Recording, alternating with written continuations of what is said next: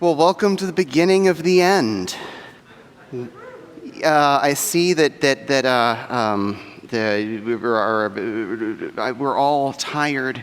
I'm not saying you look tired. I'm just saying that I can tell because I know you so well. And we're almost near the end, and you've hung in there. This talk, some lightning talks, and we will all be done. I'm Brandon Rhodes, and I'm here to announce that the day of the EXE is upon us. Old von Neumann, Dr. von Neumann, he threw us a real curveball. It used to be you knew what your computer would do when you switched it on, because before powering it up, you disconnected and reconnected a bunch of wires to set up what computation the computer would do when you turned on. And it was von Neumann that catapulted us into the computing age by suggesting that instead of having to set the computer up for a specific calculation, you could just have a general purpose machine, he called it, that read instructions right out of memory, just like computers had already been reading data. This swept the world so that by the time I grew up and learned machine language on the little color computer 2 that my dad bought, hex 86 sitting in memory. What is it? What does it mean? What is that byte going to do? It depended. It depended on whether you told the processor that it should run that as an instruction, that this is a command it should obey, or whether you simply treated it as data.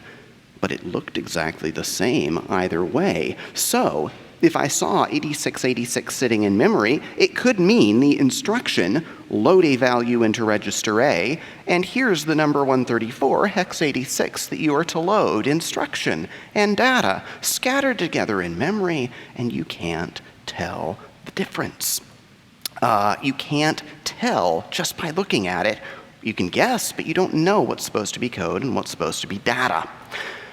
Some called Dr. von Neumann's idea ambiguous. Some people said that his ideas were dangerous, but I prefer to look at it a bit differently when I walk into the coffee shop and am asked what programming language I'm using, and I'm like, oh, it's really cool, it's really, really homo-iconic. Even I can't tell my data from my code sometimes. It's really bare metal. It's really, really low level, which of course is a complete lie. Did you know that Intel, like a decade ago, Intel got sick of x86 machine language, and they refused to implement it anymore. They have engineers that write a translator that translates it into what they call micro-ops, which is a cleaner machine language that they're actually willing to implement on their own processors. I tell them that if machine language is just going to be a JIT interpreted layer, they need to do better marketing and just call it x86.js.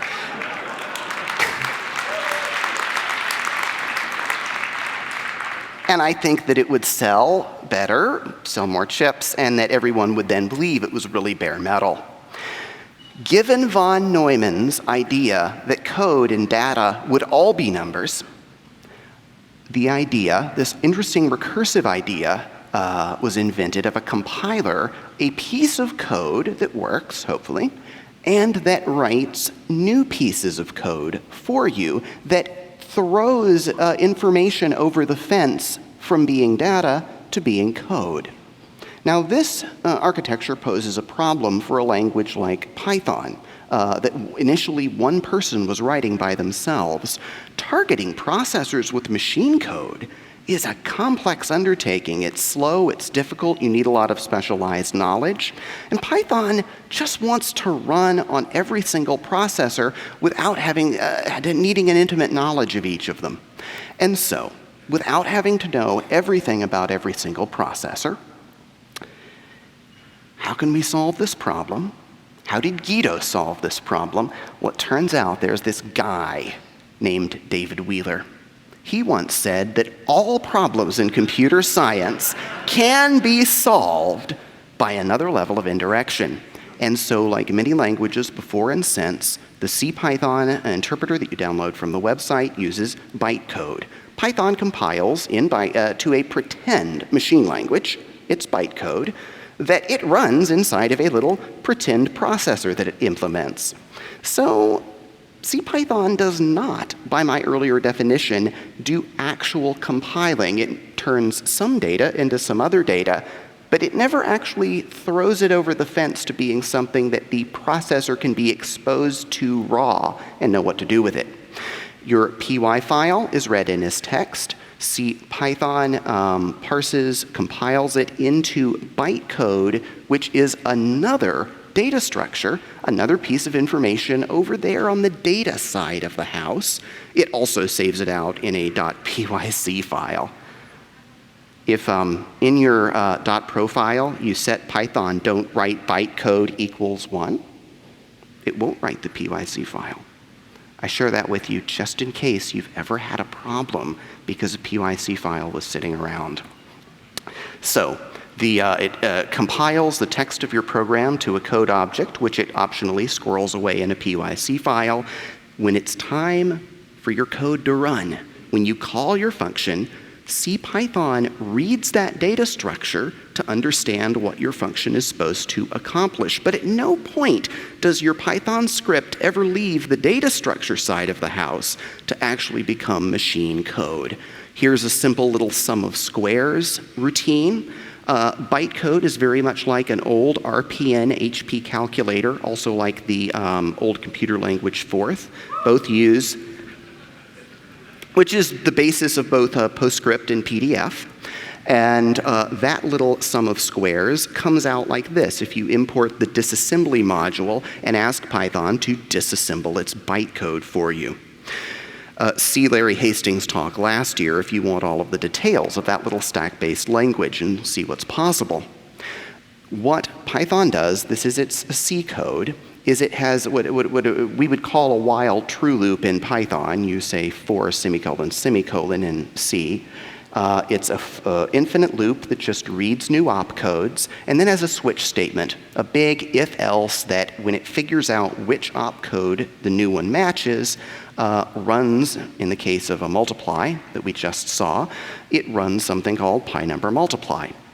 PyNumberMultiply does not actually know how to multiply anything. It goes and asks the type of initially the left argument, do you understand this thing, multiply? And if it's a float, as it was in my example, then the float type says, why, yes, I do have an implementation of dundermul sitting in my type structure. It looks like this, and I'll bet you've forgotten by this point what we're trying to actually accomplish. But look, we actually multiply two numbers together, thanks to all of that indirection. So let's go back through that again, just because it was so much fun. This time, thinking of code and data, and I fit it into a single slide. That infinite loop has to look at the data stored in memory in order to pull the next bytecode out. That helps it make a decision about what operation needs to be done next, but it actually doesn't know what something like multiply means. Integers and floats and complex numbers each implement that themselves, so it has to do a second lookup in memory to ask the type, do you have a multiply, an add, a divide operation? All of which brings up a question. Python is slower than C. CPython at least is. Is Python slow because it's interpreted? Or is Python slow because it is dynamic? In terms of our diagram, is it the fact that Python is a loop running over bytecode that slows us down the most? Or is it the fact that Python doesn't know how to multiply that's really standing in the way of ultimate efficiency?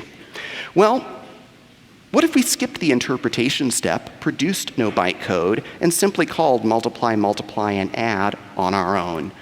I tried that. It turns out you get at best about a 40% speed up, which might sound impressive. It means that CPython incurs at worst about maybe 30% overhead for the fact that it's deferring to this list of bytecodes to know what your function does.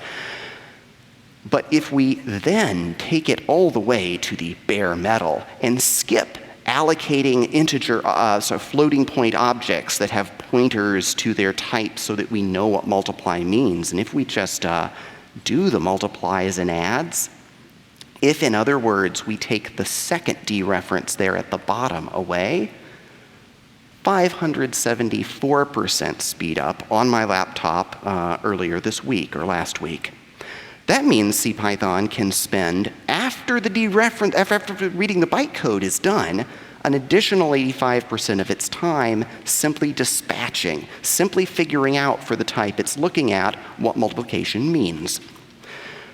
The moral is that if you really want Python to be fast, you've got to fix dynamic. Fixing interpreted is just not that big a win. How can you fix dynamic? There are ways that you can do it directly in CPython. Some of these approaches are explicit when you ask for something to be faster, and some of them are magic. I cite PyPy as the great example where you don't get to tell it which parts to accelerate. It just does it when it wants to. And so your code is often much faster. Numba looks like this. You ask it to just-in-time compile a function that you've defined, and you tell it what you expect the types of the arguments can be, because only by promising it floats in this case do I exempt it from having to go look up information about the type objects.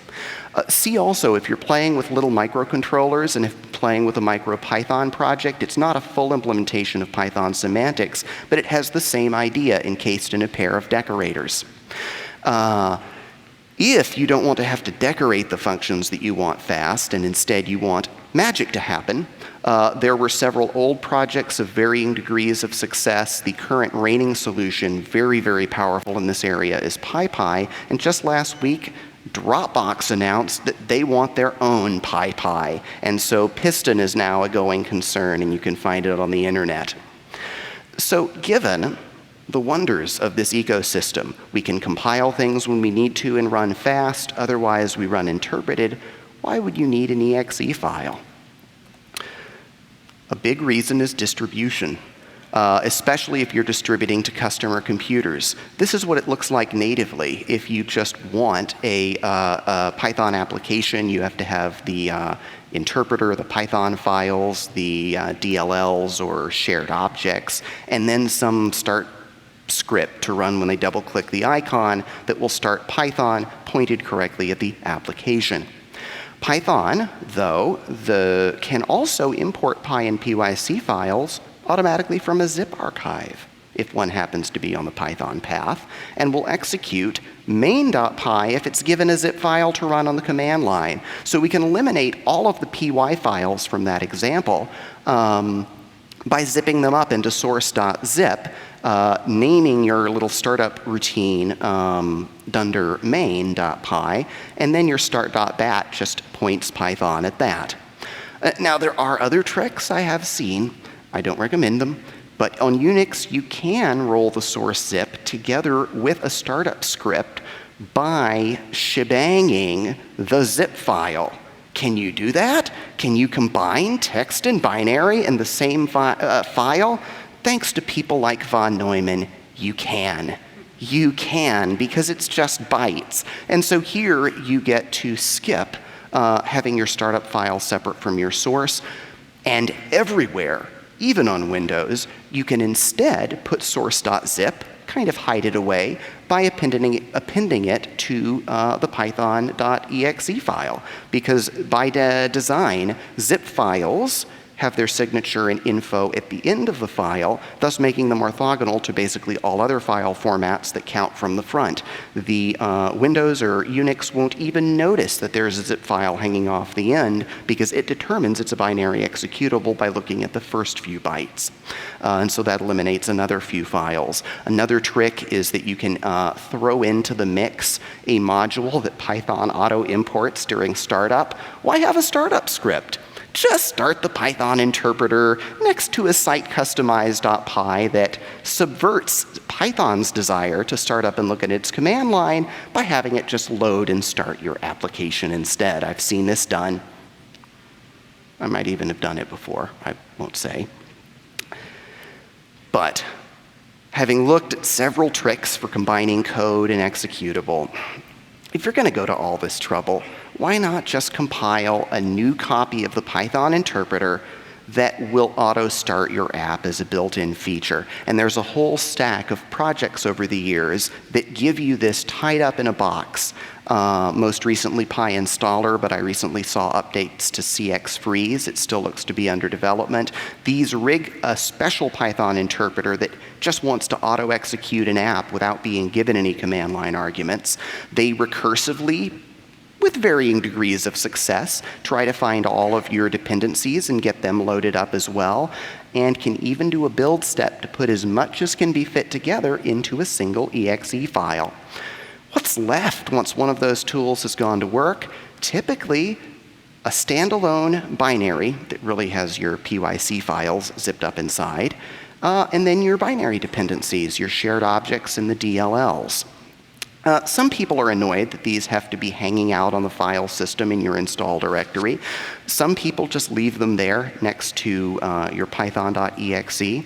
Some people bundle them in and have the executable, when it runs, secretly unpack them to a temp directory, load them from there, and then remove them before the user notices.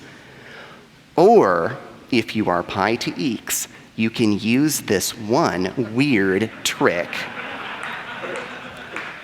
The Py2EXE person, author, went and learned how Python loads DLLs from files and emulated Windows standard portable executable loader against the DLLs that it loads into RAM, so it doesn't even touch the file system. No one's ever done this for Unix, because needing everything in a single file is kind of against the culture there, but it's been done before, and when it works, it doesn't always, but when it works, only Py2EXE provides a truly general single file bundle on the Windows platform, thanks to this one weird trick.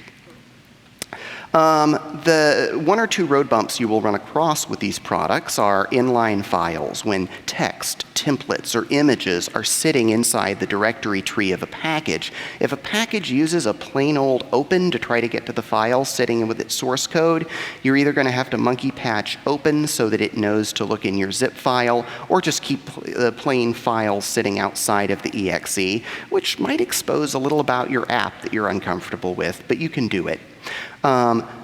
Well-behaved modules, when you run across them, this doesn't seem to be well known, will always, instead of opening a file sitting next to the .py file, will use getData and let Python, which knows whether you're running from inside of a zip file or not, make the decision and make the call about where that data comes from. So that's the ecosystem as it existed a year or two ago. We have great interpreters. We have just-in-time compilation, and we even have this one weird trick for bundling everything up as a single piece of code. Who would need anything more? You might have heard of this guy before, name of Gandalf. In about the year 3018, in the Third Age, he visited Frodo Baggins, and in telling him a story about a ring that Frodo had come into possession of, he said, "I myself dared to pass the doors of the necromancer in Dol Guldur and secretly explored his ways. Well, you might not know it about me, but I once worked in the Enterprise."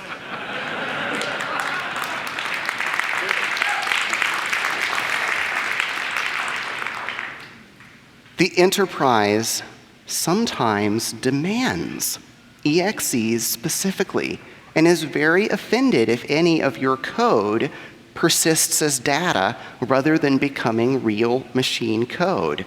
Core language developers, on the other hand, because Python, it doesn't come out of that world. Python comes out of the Unix Academy text file environment. Core language developers see no point in merely eliminating interpretation.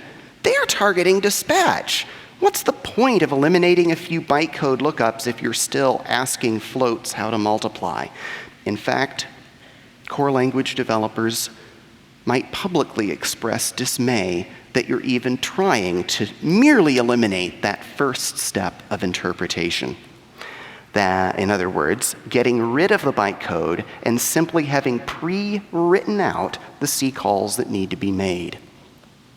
But in the enterprise, that does not necessarily have zero value because of a very conservative culture, a look-alike phenomenon of not wanting to admit Python to the club unless it can produce the same kind of artifacts as other tools, and sometimes a bit of a culture of secrecy around their source code and a fear that PYC files dangling in a zip archive off the end of an executable might be the target of decompilation, which is its own little shadow world of the Python community, a series of projects that start up that work with one version of Python ever and then disappear often into commercial projects. The very first one that was open source then disappeared behind a closed source website where you had to pay to run it. Has anyone here ever paid to decompile a PYC file? I got a bit curious. Who does that? So, and I was curious, I won't ask you specifically, but I went online, I looked up the reviews of this product thinking, because if I was doing espionage, if I want to know how Dropbox works deep inside, and I think that reading their source code is a good way to learn their secrets for my own project, I wouldn't go pasting their PYC files up on someone else's commercial website. Who uses this? So I went and let's peek into some reviews.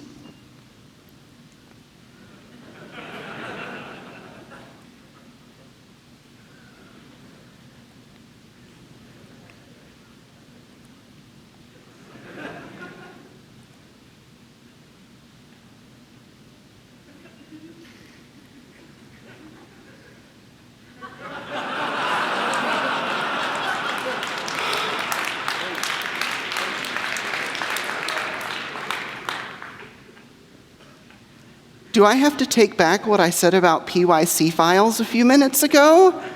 Maybe all of those PYC files are useful after all. Okay, public service announcement is now necessary.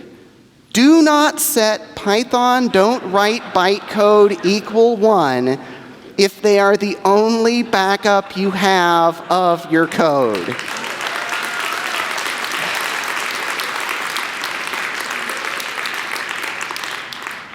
And I'm just kidding. I'm not going to let PYC files off the hook because they cause the problem and are why the people were running remove all the time in their Python project. The real PSA here is use some kind of version control, even if it's a throwaway repo that you'll delete at the end of the day. Have something sitting there or your editor open that you can go hit save in again. Never have just one copy of your source code. Use Dropbox. It's written in Python. So, what if, because of your environment or your situation, you just really need an EXE? Not because you're shy about dispatch to the multiply operation, not because you need incredible speed, but because your environment demands the delivery of compilable code where the artifact is not bytecode over on the heap, but real executable machine code. I am here to announce that it is now possible. You can now accomplish it. The day of the EXE is upon us. And there are two competing solutions. Let me outline them quickly. Nootka by Kai Hayden. He's given a series of, I believe, 2 talks at subsequent EuroPythons about it. I tried a number of different programs about it, and for the most part, it was compiling 2.6, 2.7, 3.2, and 3.3, and like Py2EXE, it comes with a built-in bundler that after it's done compiling your Python code to real C code, will bundle it all together into as much of a single EXE file as it can manage without using the shady one weird trick. I tried print hello world, and it worked. I got an executable without any evident bytecode that I could find inside of it. So, I then thought, all right, that one time that I had to make that EXE for a client and it didn't work, that was because of those cryptography libraries. So I first tried the one we did eventually get working with Pi to EXE, PyCrypto, and it worked. All right, I then went to the one that we had to throw away and rewrite because it didn't, we could never get it to bundle. M2 Crypto compiled and worked. This is amazing. This means that in a wide variety of situations, you can now, with a little bit of work, get your project to produce an EXE where no compilation or bytecode interpretation happens at runtime. You can bundle a dependency or just put it elsewhere on the Python path if it's your code you're trying to protect and you're not too shy about the customer seeing that M2 Crypto is sitting next to you on the disk. You have either option. But Nootka also has a competitor, Python, which I had been led to believe was a domain-specific language to make it easy to let Python talk to C. I assumed it was some little subset of the Python language that barely got you up and running so that you could then make calls into C without having to use, so that the translation between the two environments happened transparently. And it was last year talking to one of those Python science people that they're like, yeah, it's like Python plus you can make C calls. And I was like, wait, you mean it's all of Python? And they're like, yeah, but you can make C calls. And I was like, wait a minute, you guys have secretly come up with a way to compile Python, generators, functions, classes to C code.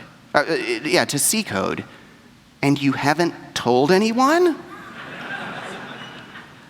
Like people ask this on Stack Overflow every day and you've been keeping it a secret? And they're like, yeah, but with Python, you can make calls to C. We'll have to wrap up, like maybe take one question max, because then we'll have to free this space. And so Nootka and Python are the two solutions, and with them, you can bundle your project together as a single EXE. Thank you very much.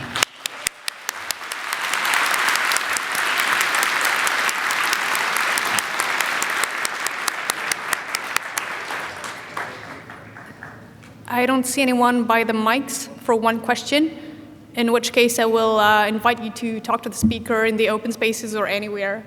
Thank you again. See me at the sprints if you want to play with some examples I've been experimenting with.